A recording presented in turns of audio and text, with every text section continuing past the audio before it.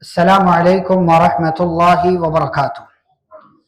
بسم اللہ الرحمن الرحیم، الحمدللہ والصلاة والسلام علی رسول اللہ، اما بعد۔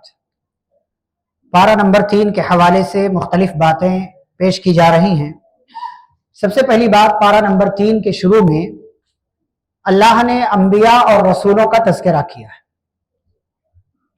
اور رسولوں پر، نبیوں پر ایمان لانا ضروری ہے۔ ایمان کے کتنے ارکان ہیں؟ 6۔ ان میں سے ایک رکن کیا ہے؟ نبیوں اور رسولوں پر ایمان لانا۔ اگر کسی ایک نبی کا بھی آپ انکار کر دیتے ہیں تو آپ مسلمان نہیں۔ اور نبیوں میں سب سے عظیم نبی کون ہے؟ ہمارے پیارے رسول صلی اللہ علیہ وسلم۔ 5 بڑے پیغمبر ہیں، کون کون سے؟ محمد صلی اللہ علیہ وسلم، نوح علیہ السلام، ابراہیم علیہ السلام، موسیٰ علیہ السلام، عیسیٰ علیہ السلام۔ انہیں کیا کہا جاتا ہے؟ اولو العزم پیغمبر۔ انہیں اولو العزم پیغمبر کہا جاتا ہے۔ قرآن میں کتنے نبیوں کا اللہ نے تذکرہ کیا ہے؟ 25 نبیوں کا۔ نبی کتنے آئے دنیا میں؟ وہ صحیح نہیں ہے، لیکن 1 لاکھ سے اوپر انبیاء آئے، یہ بات صحیح ہے۔ 1,24,000 والی جو حدیث ہے وہ صحیح نہیں ہے۔ 1 لاکھ سے اوپر انبیاء، ان تمام نبیوں پر ایمان لا، جن کا نام اللہ نے لیا، جن کے بارے میں جو بتایا ہے ان کے بارے میں اتنا ماننا ہے۔ جن نبیوں کا نام نہیں آیا ہے اتنا ماننا ہے کہ اللہ نے بہت سے انبیاء بھیجے، اور جو ہمارے نبی ہیں، آخری نبی ہیں، آخری رسول ہیں، ان پر تفصیلی ایمان لانا، یعنی انہی کے طریقے پر چلنا ہے۔ موسیٰ علیہ السلام کا طریقہ نہیں لینا، عیسیٰ علیہ السلام کا طریقہ نہیں لینا۔ پیارے نبی صلی اللہ علیہ وسلم نے کیا فرمایا؟ اگر موسیٰ علیہ السلام دنیا میں دوبارہ زندہ ہو کر کے آ جائیں تو وہ میری ہی اتباع کریں گے، اور عیسیٰ علیہ السلام جب دوبارہ دنیا میں آئیں گے، نبی کی حیثیت سے یا امتی کی حیثیت سے؟ نبی کی حیثیت سے۔ نبی کی حیثیت سے نہیں آئیں گے، بلکہ امتی ہونے کی حیثیت سے آئیں گے۔ یہ ہمارے پیارے نبی صلی اللہ علیہ وسلم کی عظمت ہے۔ تو نبیوں پر، رسولوں پر ایمان لانا ضروری ہے۔ کچھ نبی ایسے ہیں جن کا مقام بہت اونچا ہے، جیسے ہمارے پیارے نبی صلی اللہ علیہ وسلم امام الانبیاء ہیں، امام المرسلین ہیں۔ اس کے بعد قرآن کی سب سے عظیم آیت ہے، کون سی آیت؟ آیت الکرسی۔ آیت الکرسی۔ اچھا، آیت الکرسی، اس کی کیا فضیلت ہے؟ اس کے پڑھنے سے کون بھاگتا ہے؟ شیطان۔ لیکن اتنی بڑی آیت آپ پڑھ جائیں، شیطان کا کہیں نام بھی نہیں ہے۔ اتنی بڑی آیت آپ پڑھ جائیں، کہیں شیطان کا نام ہی نہیں ہے۔ اعوذ باللہ من الشیطان الرجیم ہم پڑھتے ہیں، اس سے کیا فائدہ ہوتا ہے؟ شیطان بھاگتا ہے نا۔ لیکن آیت الکرسی سے بھی شیطان بھاگتا ہے، اور یہ فارمولہ خود شیطان کا بتایا ہوا ہے کہ اس کو پڑھ لو گے تو شیطان نہیں آئے گا تمہارے پاس۔ لیکن کمال کی بات کیا ہے کہ اس میں شیطان کا کہیں شین بھی نہیں ہے۔ شیطان کا کہیں شین بھی نہیں ہے۔ پھر کیوں یہ آیت اتنی عظیم ہے؟ اس آیت سے شیطان کیوں بھاگتا ہے؟ کیوں بھاگتا ہے؟ کیونکہ اس میں اللہ کا تذکرہ ہے، اور اللہ ہی وہ ذات ہے جس نے شیطان کو مردود قرار دیا، جس نے شیطان کو ہمیشہ ہمیش کے لیے اپنی رحمت سے دور کر دیا۔ کہا وَإِنَّ عَلَيْكَ اللَّعْنَةَ إِلَى يَوْمِ الدِّينِ، تجھ پر قیامت تک اللہ کی لعنت۔ اب یہ آیت کتنی عظیم ہے، آیت الکرسی۔ آپ دیکھیں اس کے اندر اللہ کے تقریباً 16 یا بعض علماء نے 18 تذکرہ کیا ہے۔ اللہ کے نام اور صفات آئے ہیں۔ کہاں سے آغاز ہوتا ہے؟ کس سے؟ اللہ۔ اللہ، اللہ کا سب سے عظیم نام کون سا ہے؟ اللہ۔ اسی لیے اس کو اس میں جلالہ کہا جاتا ہے۔ اور میں نے کل تذکرہ کیا تھا آپ کے سامنے کہ پارہ نمبر 3 میں آج کی جو گفتگو ہوگی نا، یہ صرف اللہ کی قدرت کے حوالے سے ہوگی۔ اگر آپ اللہ کو پہچاننا چاہتے نا تو ایک مرتبہ اپنی زندگی میں ایک کام کریں کہ پارہ نمبر 3 ترجمہ اور تفسیر کے ساتھ پڑھ جائیں، آپ کو اپنے رب کی پہچان ملے گی، آپ کا رب کتنا عظیم ہے۔ تو اللہ نے شروع کیا، اللہ، اللہ کون؟ اللہ، لا الہ الا ہو، اس کے سوا کوئی سچا معبود نہیں۔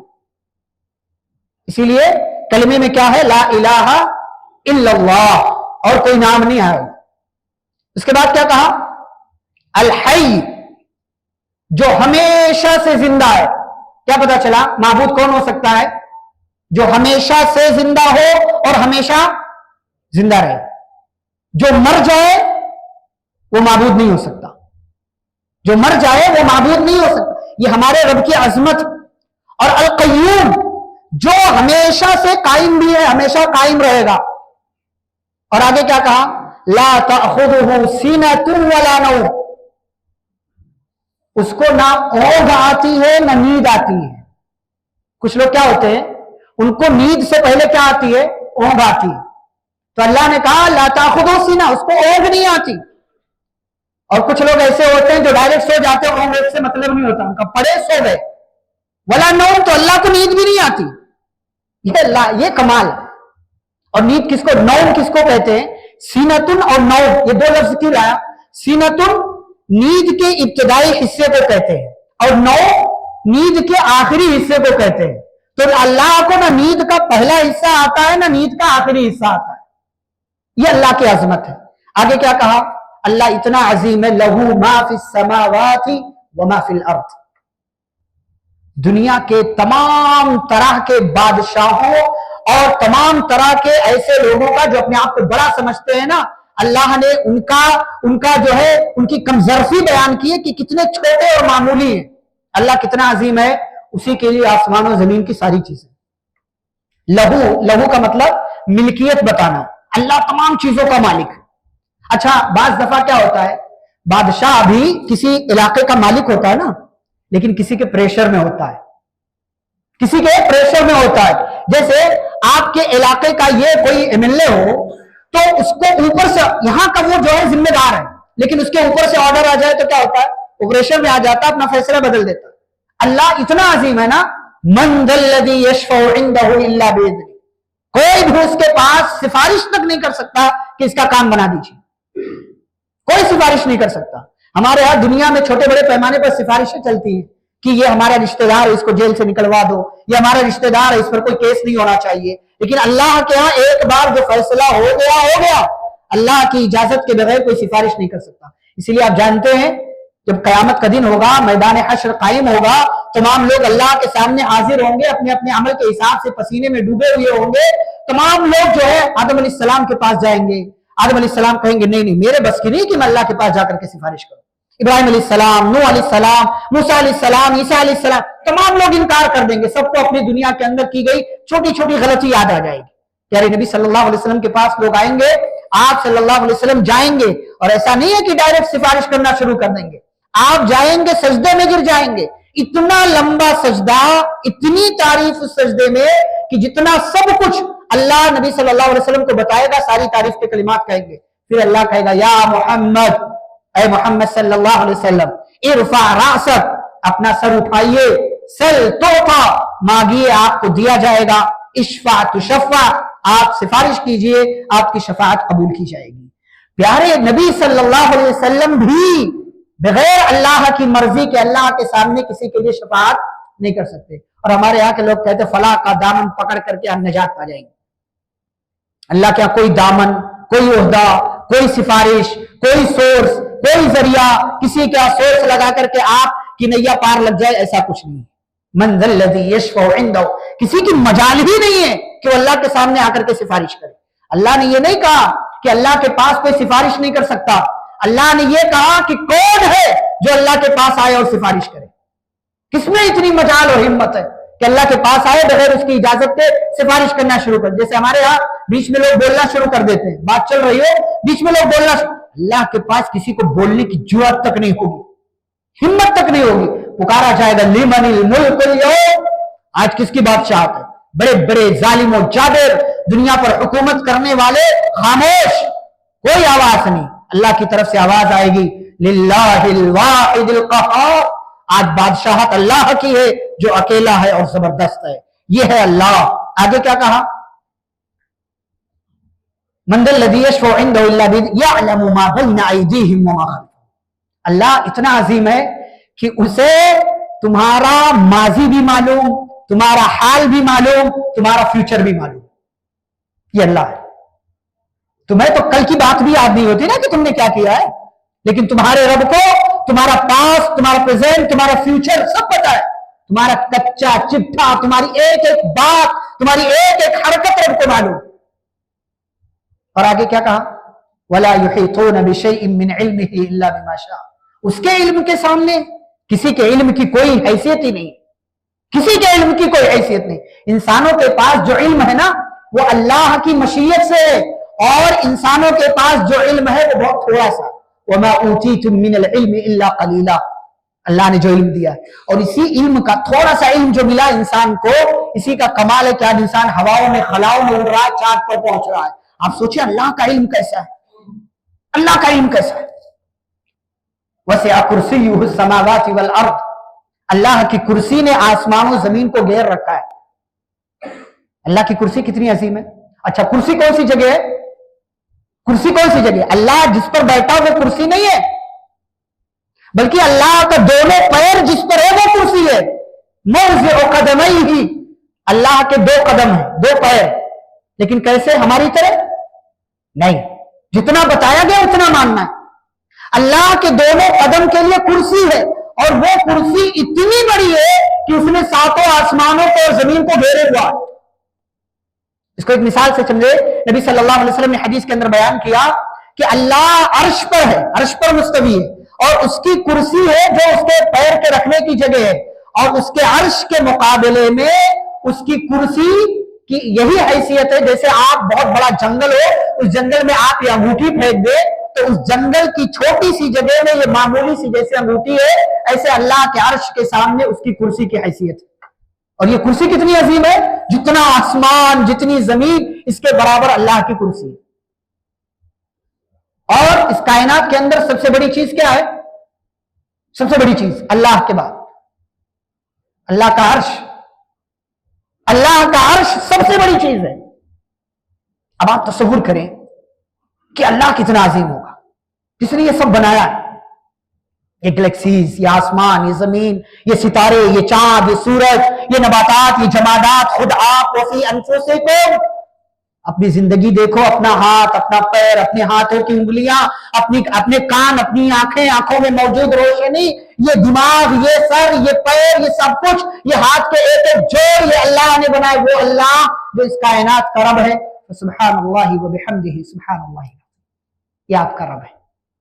اس کو پہچانیے, اس کو پہچانیے. وَلَا يَؤُودُهُ حِفْظُهُمَا. ہم کوئی چیز لیتے ہیں, اس کی حفاظت کرتے ہیں, تھک جاتے ہیں. ارے مجھ سے نہیں سنبھلتا. بندہ ایک گھر نہیں چلا پاتا, اپنی اولاد نہیں سنبھال پاتا, کہیں کا ذمہ دار بن جائے, ذمہ داری نبھائی نہیں جاتی. اللہ کتنے زمانے سے وَلَا يَؤُودُهُ حِفْظُهُمَا, اللہ آسمان و زمین کی حفاظت کر رہا ہے, اور آسمان و زمین کی حفاظت سے وہ تھکتا نہیں, وہ تھکتا, اسے تھکاوٹ کا احساس تک نہیں ہوتا. وَهُوَ الْعَلِيُّ الْعَظِيمُ. وہ کیا ہے, علی ہے, سب سے بلند ہے, سب سے بلند. اور ہم کیا ہیں اللہ کے سامنے, کوئی حیثیت نہیں, ہم سب سے ادنا ہیں, سب سے ادنا, سب سے کم تر. اسی لیے ہم جب سجدے کی حالت میں جاتے ہیں, زمین پر اپنی پیشانی رکھتے ہیں, تو کیا کہنے کا حکم دیا گیا ہمیں, سبحان ربی الاعلی, میرا رب پاک ہے اور وہ سب سے بلند ہے. آپ سب سے نیچے ہیں اور وہ سب سے اوپر ہے, آپ سب سے ادنا, وہ سب سے اعلیٰ, اس کے سامنے کسی کی کوئی حیثیت نہیں. العظیم, بہت عظیم ہے, عظمتوں والا ہے. اور عزم, یہ عظیم نا, یہ عزم سے بنا ہوا ہے. عزم کا مطلب ہڈی. اسی لیے آپ جب رکوع میں جاتے ہیں تو آپ کی پیٹھ کی ہڈیاں برابر ہونی چاہیے, اور آپ کو کیا کرنا ہے رکوع میں, سبحان ربی العظیم کہنا ہے. یہ اللہ ہے. آپ دیکھیں اللہ کے نام سے یہ آیت شروع ہوئی, اور اللہ کے نام پر وَهُوَ الْعَلِيُّ الْعَظِيمُ پر اللہ رب العالمین نے اس آیت کا اختتام کیا. یہ آپ کے رب کا تعارف ہے, یہ آپ کے رب کی پہچان ہے, اپنے رب کو پہچانیے. اور آگے بڑھیں. آگے اللہ تعالیٰ نے نمرود اور ابراہیم کا مناظرہ ذکر کیا ہے. ابراہیم علیہ السلام نے توحید کا اعلان کیا, نمرود بادشاہ نے بلایا, سنا ہے تم کسی اور کو رب کہتے ہو, تو تمہارا رب کون ہے؟ کس کے لیے بلایا؟ مناظرے کے لیے. اور آپ جانتے ہیں مناظرے کا چیلنج کون دیتا ہے؟ جس کے پاس علم نہیں ہوتا وہ مناظرے کا چیلنج دیتا ہے. انجینئر علی مرزا جیسے لوگ, جس کے پاس علم نہیں ہے, کوئی بنیاد نہیں ہے. نمرود کے پاس کوئی بنیاد نہیں تھی, وہ اپنے آپ کو رب سمجھتا تھا. بلائے ابراہیم علیہ السلام کو. ابراہیم علیہ السلام نے کہا میرا رب وہ ہے جو زندہ کرتا مارتا. آپ کو پتا ہے اللہ کے رب ہونے کی یہ بہت بڑی دلیل ہے کہ اللہ کے ہاتھ میں موت ہے, حیات ہے, اللہ کے ہاتھ میں موت اور زندگی ہے. تو وہ کیا کہتا ہے بے وقوف, انا احیی و امیت, اگر یہ کام کرنا رب ہونے کی نشانی ہے تو یہ کام تو میں بھی کرتا ہوں، میں زندہ کرتا ہوں، مارتا ہوں۔ ایک کو بلایا اور دو کو بلایا، ایک کو جس کے بارے میں فیصلہ ہونا تھا کہ اسے قتل کیا جائے گا اس کو چھوڑ دیا، اور جس کے بارے میں فیصلہ ہونا تھا کہ اس کو چھوڑنا ہے اس کو جو ہے قتل کروا دیا۔ کہا میں بھی زندہ کرتا ہوں، مارتا ہوں۔ ابراہیم علیہ السلام سمجھ گئے یہ بیوقوف ہے، یہ بیوقوف ہے، اس کی عقل بہت تھوڑی ہے، اس کو دوسری طریقے سے سمجھانا پڑے گا۔ کہا سنو، میرا رب وہ ہے فَإِنَّ اللَّهَ يَأْتِي بِالشَّمْسِ مِنَ الْمَشْرِقِ، میرا رب وہ ہے جو سورج کو ایسٹ سے مشرق سے نکالتا ہے، فَأْتِ بِهَا مِنَ الْمَغْرِبِ، تو رب ہے ایک کام کر سورج کو ویسٹ سے نکال کر بتا۔ جواب دیا اس نے؟ جواب تک نہیں دیا اس نے۔ فَبُهِتَ الَّذِي كَفَرَ، کافر ہکا بکا حیران اور ششدر رہ گیا، شوق، ابراہیم نے کون سی بات کر دی؟ اچھا گھبرایا۔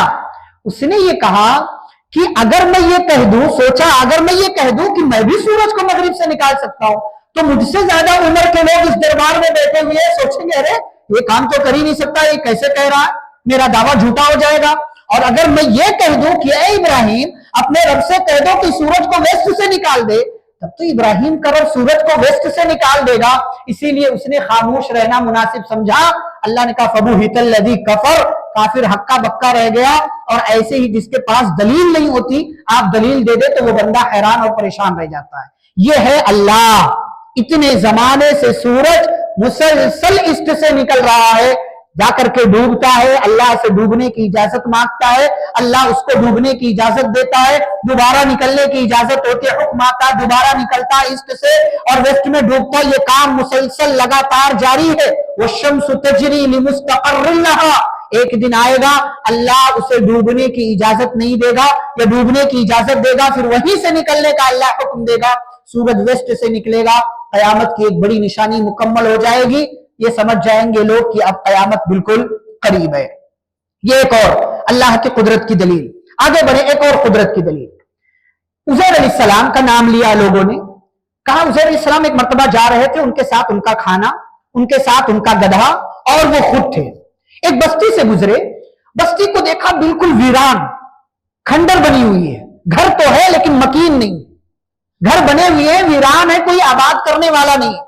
کہنے لگے انا یحیی ھذہ اللہ بعد موتہا، اللہ اس علاقے کو، اس ویران علاقے کو یا یہاں کے لوگوں کو دوبارہ کیسے زندہ کرے گا؟ ان کے دماغ میں خیال آئے تو اللہ نے ان کو لائیو دکھایا، فاماتہ اللہ، ان کے دماغ میں سوال آیا تھا نا تو اللہ نے انہی کو مار دیا ان کو۔ کتنے سال؟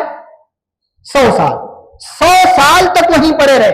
100 سال کے بعد اللہ نے اٹھایا، قال کم لبثت، کہا کتنے دن ٹھہرے؟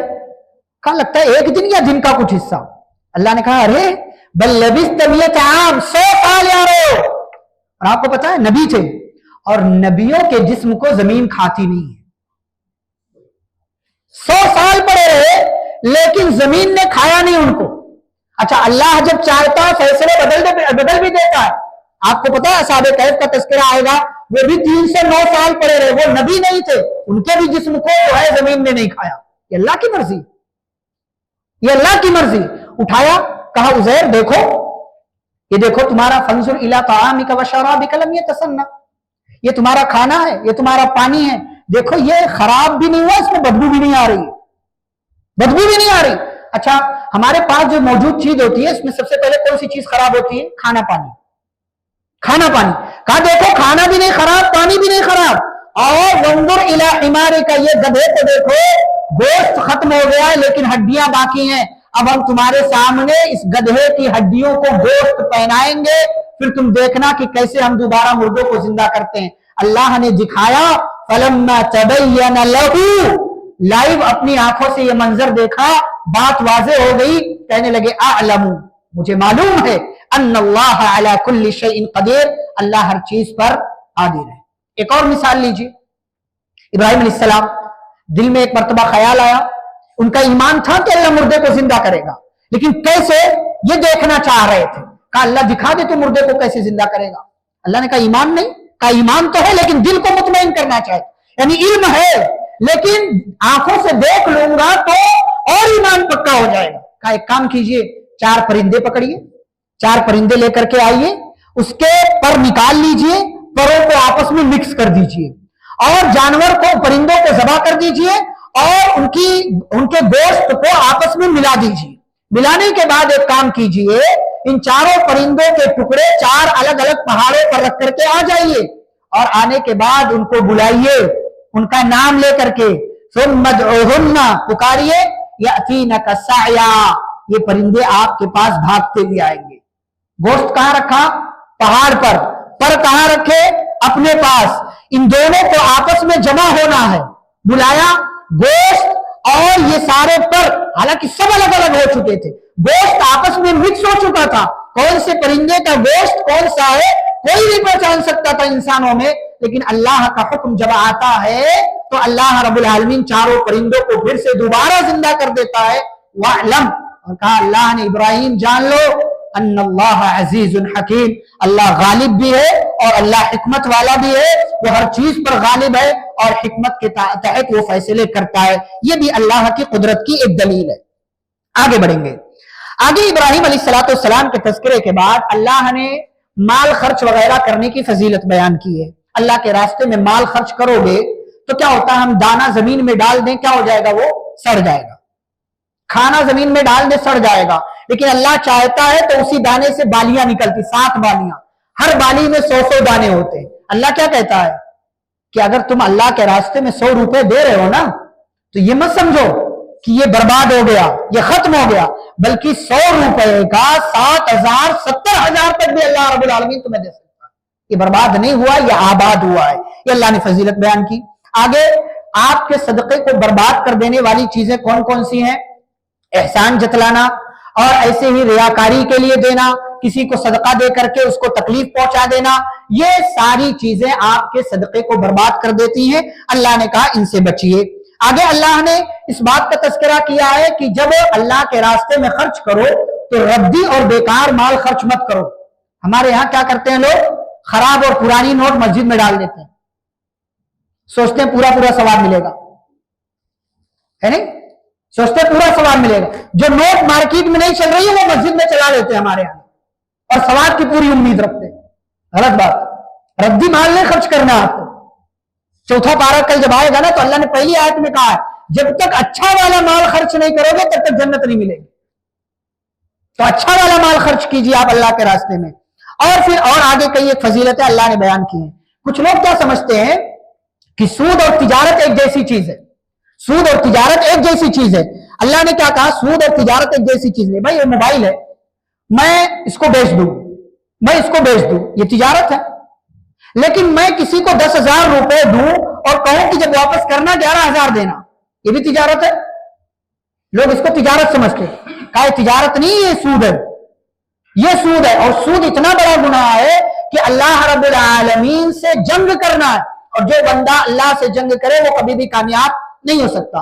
फिर जब शरीयत ने सूद का ऑप्शन बंद किया तो कहा कि आपस में एक दूसरे से जरूरत के तहत कर्जा लो, और जब कर्जा लो तो उसको लिख लिया करो, नोट कर लिया करो, और जो कर्ज दे रहा है वो कर्ज लेने वाले को मोहलत दे दे।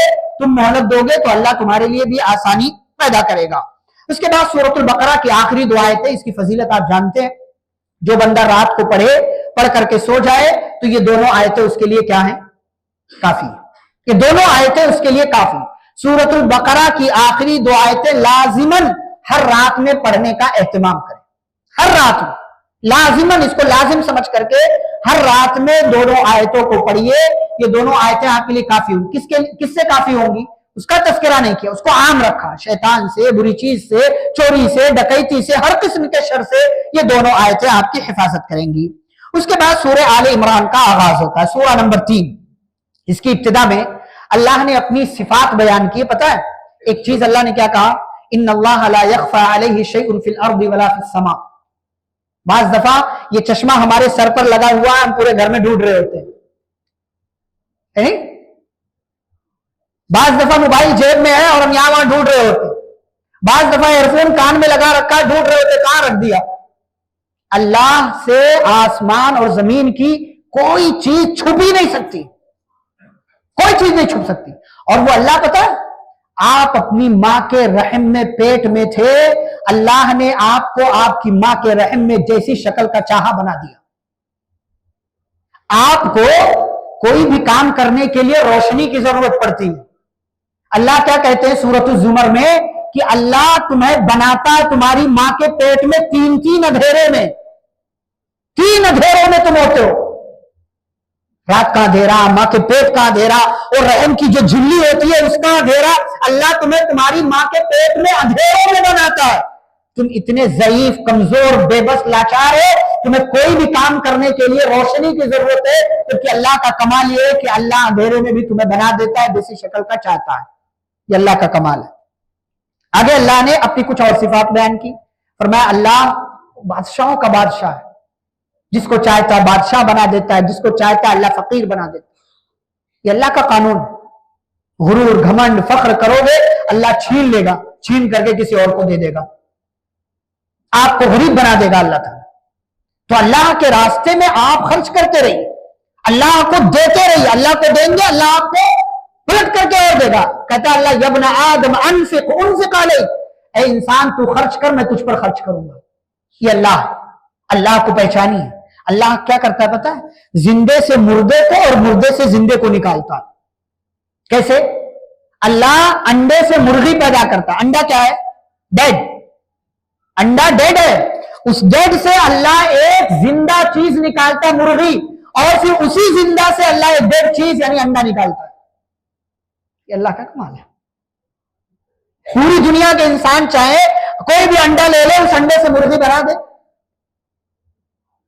ساری ٹیکنالوجیز، ساری چیزیں، سارے وسائل اختیار کر لیں، کسی ایک انڈے سے مرغی پیدا کر دیں، ایک چوٹی بنا دیں، کوئی نہیں کر سکتا. اللہ ہر چیز پر انک علی کل شیء قدیر، اللہ تو ہر چیز پر قادر ہے. آگے اللہ نے ایک بات بیان کی.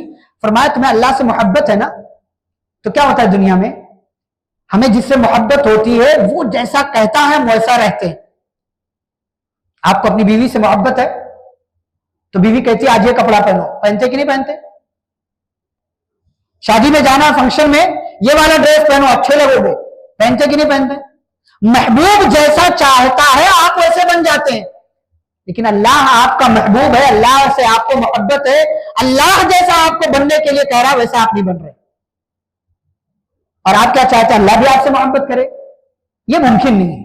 یہ ممکن نہیں. آپ اللہ کے محبوب ہیں اگر بننا چاہتے ہیں. اللہ تو آپ کا محبوب ہی ہے، تو اللہ کو اپنا محبوب سمجھتے ہیں تو اس سے محبت کا حق بھی ادا کریں. اور اس سے محبت کا سب سے بڑا حق کیا ہے؟ اس پر ایمان لائے اور اس کے نبی صلی اللہ علیہ وسلم کی کیا کریں؟ اتباع کریں، پیروی کریں. اللہ کی قدرت کی دو اور نشانیاں میں آپ کو یہاں بتاؤں. ایک نشانی کیا ہے پتا؟ مریم علیہ السلام جب اپنی ماں کے پیٹ میں تھی تو ان کی ماں نے کیا سمجھا کہ میرے پیٹ میں جو بچہ ہے وہ بیٹا ہے، کسی غلط نیت سے نہیں، ایک ذہن میں خیال آیا. تو انہوں نے اللہ سے کہا اے اللہ میرے پیٹ میں جو بچہ ہے میں اس بچے کو تیرے گھر بیت المقدس کی خدمت کے لیے وقف کر دوں گی. میں نے نظر مان لیا. اب نظر تو مان لیا، لیکن جب پیدا ہوا، ان کے یہاں پیدائش ہوئی، حمل جو ہے ڈلیوری ان کے یہاں ہوئی، تو دیکھا رہے تو لڑکی ہے. اور لڑکی ظاہر سی بات ہے کہ اللہ کے گھر کی خدمت نہیں کر سکتی، کیونکہ اس کے ساتھ ناپاکی وغیرہ کے مسائل ہوتے ہیں، پھر وہ مسجد میں نہیں جا سکتی. تو کہا اللہ یہ لڑکی، اللہ کو تو پتا ہے کہ ان کے یہاں کس چیز کی پیدائش ہونے والی. لیکن مریم علیہ السلام کی ماں نے کہا اے اللہ گرچہ یہ لڑکی ہے لیکن میں نے اس کا نام مریم رکھا ہے، اور میں تجھ سے دعا کرتی ہوں کہ اے اللہ میری بچی کی حفاظت کرنا اور میری بچی کو اپنی پناہ میں رکھنا. آپ جانتے ہیں اللہ نے کیسے حفاظت کی اس بچی کی؟ ایک ماں کی دعا کیسے اثر کرتی ہے اور کیسے اللہ حفاظت کرتا ہے. اب زکریا علیہ السلام بھی تھے اسی زمانے میں، اور مریم علیہ السلام کے وہ خالو ہیں. مریم علیہ السلام جو ہے مریم علیہ السلام کے خالو ہے زکریا علیہ السلام. اب وہ کفالت کر رہے ہیں ان کی. مریم علیہ السلام چونکہ خاتون ہے اور صحیح طریقے سے اپنے بچی کی کفالت نہیں کر سکتے، اس لیے زکریا علیہ السلام نے کفالت کی ذمہ داری اٹھا لی. اب وہ اپنے گھر میں ان کو رکھتے تھے اور باہر جانے کی ان کو اجازت نہیں تھی. کھانا پانی سب کچھ لا کر کے زکریا علیہ السلام دیتے تھے. اچھا کمال کی بات کیا ہے، تھوڑے دن گزرے، زکریا علیہ السلام جب آتے تھے مریم کے پاس دیکھتے تھے کوئی نہ کوئی پھل فروٹ، کوئی نہ کچھ موجود ہے. اور پھل فروٹ بھی ایسا کہ گرمی والا جو ہے سردی میں، سردی والا گرمی میں مل رہا، بے موسم کے پھل. تو کئی دن گزر گئے. مریم سے پوچھا یا مریم انا لکی ھذا، بچی بتا یہ تیرے پاس کہاں سے آیا؟ بچی نے کیا جواب دیا؟ قالت هو من عند اللہ، یہ اللہ کے پاس سے ہے. یہ اللہ کے پاس. آپ جب اپنی اولاد کے لیے اللہ سے حفاظت کا سوال کرتے ہیں، اللہ آپ کی اولاد نسلوں کی ایسے حفاظت کرتا ہے کہ بن موسم کے پھل بھی اللہ آپ کی اولاد کو مہیا کر دیتا ہے. اپنی آنکھوں سے یہ منظر دیکھا. زکریا علیہ السلام نے وہیں کھڑے کھڑے اللہ سے دعا کیا، اللہ کہ یہ کام کر سکتا ہے تو سے دعائیں مانگ رہا ہوں، آج تک کوئی اولاد نہیں ہوئی، رب ہب لی من لدنک ذریۃ طیبہ، رب کائنات مجھے ایک نیک اولاد سے نواز دے، تو دعاؤں کا سننے والا ہے. اپنی آنکھوں سے ایک منظر دیکھا کہ اللہ یہ کام کر سکتا ہے، اللہ سے دعا کر لیا، اللہ نے دعا بھی قبول کیا. نماز پڑھ رہے تھے، محراب میں فرشتے آئے اور کہنے لگے زکریا خوش ہو جائیے، آپ کیا ایک بچہ پیدا ہونے والا. قال رب انا یکون لی غلام وقد بلغنی الکبر وامرأتی عاقر. کہا رب کائنات یہ کام کیسے ہو سکتا ہے، یہ تو انہونی ہے، میں بوڑھا، میری بیوی بانج اور میرے سر کے بال سفید، ہڈیاں کمزور، یہ کیسے ممکن ہے کہ میرے یہاں کوئی بچہ پیدا ہو جائے. قال کذلک اللہ یفعل ما یشاء. زکریا نبی ہو، اللہ پر ایمان ہے تمہارا، کیا پتا نہیں کہ اللہ جو چاہتا وہ کر سکتا ہے. لیکن انسان تھے، گرچہ نبی تھے لیکن انسان تھے. رب اجعلنی آیا کہ اللہ کوئی نشانی بتا دے کہ جب وہ نشانی ظاہر ہو مجھے پتا چل جائے میری بیوی پریگننٹ ہو چکی ہے، عمل سے ہو چکی ہے. اللہ نے کہا نشانی یہ ہے کہ آپ کی زبان 3 دن کے لیے بند ہو جائے گی، آپ چاہ کر کے بھی کسی سے بات نہیں کر پائیں گے، جس سے بات کریں گے اشارے سے کریں گے. اور کہا زکریا جب یہ نشانی اپنی زندگی میں دیکھ لو، وَاذْكُرْ رَبَّكَ كَثِيرًا، تو اپنے رب کو کثرت سے یاد کرنا. وَسَبِّحْ بِالْعَشِيِّ وَالْإِبْكَارِ، اور اپنے رب کی صبح شام تسبیح بیان کرنا. کیا پتا چلا زندگی میں جب کوئی خوشخبری ملے تو بجائے اترانے کے اللہ کو یاد کر کے اس کا ذکر کیجیے. ہمارے یہاں کیا ہوتا ہے، کوئی خوشی کی خبر ملی، شادی ہے، فنکشن ہے، ولیمہ ہے، نکاح ہے، سب سے پہلے لوگ نماز چھوڑتے ہیں. کیا لڑکا کیا لڑکی ایک بار کرسی پہ براجمان ہو گیا فنکشن ہال میں جا کر کے تو نماز کون پڑھتا ہے؟ کون نماز پڑھتا ہے؟ ایک بار میک اپ چڑھ گیا تو نماز کون پڑھتا ہے؟ یہ خوشی کا موقع ہے. اللہ کہہ رہے ہیں یہ خوشی کی کیفیت تمہاری زندگی میں آئے تو جس رب نے یہ خوشی کا لمحہ تمہاری زندگی میں لے کر کے آیا ہے اس رب کے شکر کے طور پر اس کا ذکر کیجئے اور صبح شام اس کی تسبیح بیان کیجئے. یہ اللہ کا کلام ہے، پڑھیے اس کو، پڑھیے اس کو. یہ آپ کے لیے، یہ آپ کے لیے اللہ رب العالمین نے نازل کیا. ہمارے لیے اس کو پڑھیں گے آپ کا ایمان بڑھے گا. اس کو پڑھیں گے کسی بابا کسی پاکھنڈی کے پاس جانے کی ضرورت نہیں پڑے گی. یہ پڑھیں گے کسی درگاہ کسی مزار کسی جو ہے کسی کے در اور آستانے پر آپ کو جانے کی حاجت نہیں پڑے گی، اس لیے کہ وہ تو یہ بھی جانتا نا انہ علیم بذات الصدور، وہ سینے کے راز بھی جانتا ہے یہاں چل کیا رہا ہے. یہ آپ کے دل کا دھڑکنا بھی وہ جانتا ہے، آپ کے سانسوں کی سرسراہٹ وہ جانتا ہے، آپ کے شہ رگ سے زیادہ وہ آپ سے قریب ہے. کوئی ضرورت پڑے اسی سے سوال کیجئے اور اسی کے سامنے اپنے مسائل رکھیے، اللہ آپ کے مسائل کو ٹھیک کرنے والا. آگے اللہ نے ایک اور قدرت کی دلیل دی ہے. مریم علیہ السلام کیا، عیسیٰ علیہ السلام پیدا ہوئے، لیکن یہ تذکرہ ہم یہاں نہیں کریں گے، تذکرہ ہم سورہ مریم میں کریں گے جہاں مریم علیہ السلام کے نام سے تفصیل اللہ رب العالمین نے ذکر کی ہے. آگے اللہ نے عیسیٰ علیہ السلام کا تذکرہ کیا ہے. عیسیٰ علیہ السلام کے تعلق سے ایک بات میں بتاؤں، اللہ نے یہاں کہا ہے کہ عیسیٰ علیہ السلام کی مثال آدم علیہ السلام کی طرح ہے. جیسے آدم علیہ السلام کو اللہ نے بنا کسی ذریعے کے پیدا کیا، ویسے اللہ نے عیسیٰ علیہ السلام کو صرف عورت کے ذریعے پیدا کیا. اللہ نے انسانوں کو 4 طریقے سے پیدا کیا. نمبر 1 بنا کسی مرد اور عورت کے، کون؟ آدم علیہ السلام. صرف مرد کے ذریعے، کون؟ حوا علیہ السلام. صرف عورت کے ذریعے، کون؟ عیسیٰ علیہ السلام. مرد اور عورت دونوں کے ذریعے ہم سب. اللہ نے 4 طریقے سے انسانوں کو پیدا کیا. ان میں سے کسی ایک طریقے سے بھی پوری کائنات کے انسان مخلوقات مل کر کے بھی پیدا نہیں کر سکتے، کوئی نہیں پیدا کر سکتا. یہ اللہ کا کمال ہے. اچھا، اللہ نے آدم علیہ السلام عیسیٰ علیہ السلام کو دونوں ایک جیسا قرار دیا. پیدائش میں تو ہے بھی، قرآن میں اللہ نے عیسیٰ علیہ السلام کا نام بھی 25 بار لیا ہے اور آدم علیہ السلام کا نام بھی 25 بار آیا. ان کا نام بھی 25 بار، ان کا، تو اس معاملے میں بھی دونوں سیم ہے. یہ اللہ نے ذکر کیا. آگے ایک بات فرمایا، ربانی بنو، اپنے آپ کو ربانی بناؤ. ربانی کس کو کہتے ہیں؟ اللہ والا، یعنی اپنے آپ کو رب سے جوڑ کر کے رکھو. اور رب سے جوڑ کر کے کیسے رکھو گے؟ پتا ہے اللہ نے 2 چیزیں بیان کی. बिमा कुंतुम तुअल्लिमून अल किताब, कुरान पढ़ाने का माहौल बनाओ अपने इलाकों में, व बिमा कुंतुम तदरुसून, और कुरान पढ़ने का भी माहौल बनाओ। आप रब्बानी कैसे बन सकते हैं, बेहतरीन अल्लाह वाला कैसे बन सकते हैं? दो काम करना है, आप कुरान पढ़ें और कुरान पढ़ाएं। इसीलिए प्यारे नबी सल्लल्लाहु अलैहि वसल्लम ने हदीस में क्या कहा, खैरुकुम मन तअल्लमल कुरान व अल्लमह, तुम में सबसे बेहतरीन वो है जो कुरान सीखे और सिखाए। तो कुरान से अपने आप को जोड़ करके रखिए। आज की इस मजलिस की आखिरी बात, ईमान की फजीलत क्या, ईमान की फजीलत और ईमान का मकाम। सही बुखारी वगैरह के अंदर हदीस है, एक बंदे को, काफिर को अल्लाह ताला बुलाएगा कयामत के दिन, कहेगा मान लो जमीन के बराबर सोना मैं तुम्हें आज दे दूं और ये कहूं कि ये सोना मुझे दे दो, मैं बदले में तुम्हें जहन्नम से निजात दे करके जन्नत में दाखिल कर दूंगा, क्या दोगे? तो वो काफिर कहेगा बिल्कुल दूंगा। तो अल्लाह क्या कहेगा, जब तुम जिंदा थे दुनिया में इससे भी बहुत मामूली चीज का हमने तुमसे मुतालबा किया था, सिर्फ कलमा पढ़ लो, सिर्फ कलमा पढ़ लो, बदले में हम क्या करेंगे, तुम पर अपनी रहमत नाजिल करके तुम्हें जन्नत में दाखिल कर देंगे, लेकिन तुम ईमान नहीं लाए। आखिरी आयत पारा नंबर 3 की वो बता करके बात खत्म करते, अल्लाह ने कहा इन्नल लज़ीना कफरू, जिन लोगों ने कुफ्र किया, वमातू वहुम कुफ्फार, और कुफ्र और शिर्क पर ही उनका इंतकाल हो गया। मान लो अल्लाह के पास आए, उनके पास जमीन के बराबर, पूरी दुनिया के बराबर सोना हो, अल्लाह कहे ये दे दो, बदले में हम जहन्नम से आजाद करके जन्नत में दाखिल कर देंगे, क्या दोगे? बंदा कहेगा हाँ देंगे। अल्लाह कहते फलन युक़बल, हरगिज हरगिज कबूल नहीं किया जाएगा। आपके ईमान की इतनी कीमत है कि आपके ईमान की कीमत के बराबर जमीन का सोना भी नहीं पहुंच सकता। आप अपने आप को कीमती बना करके रखिए, ईमान की हिफाजत कीजिए और अकीदे की हिफाजत कीजिए, कुरान से जोड़ करके रखिए, हदीस से अपने आप को जोड़ करके रखिए, सलफ़े सालिहीन का अकीदा मनहज इख्तियार कीजिए, सहाबे किराम के जैसा ईमान अपनी जिंदगी में पैदा करने की कोशिश कीजिए, प्यारे रसूल सल्लल्लाहु अलैहि वसल्लम का तरीका इख्तियार कीजिए। ईमान और अकीदे तौहीद से किसी भी सूरत में आपको समझौता नहीं करना है। ये दौलत, ये जो है सरमाया और ये असासा लेकर के अल्लाह के पास जाएंगे।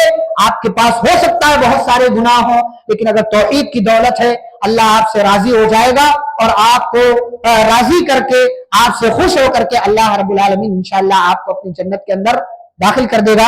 अल्लाह रब्बुल आलमीन से दुआ है अल्लाह हमें अपने ईमान और अकीदे तौहीद की हिफाजत करने की तौफीक अता फरमाए। आमीन। सल्लल्लाहु अलैहि नबी करीम। अस्सलामु अलैकुम व रहमतुल्लाहि व बरकातहू।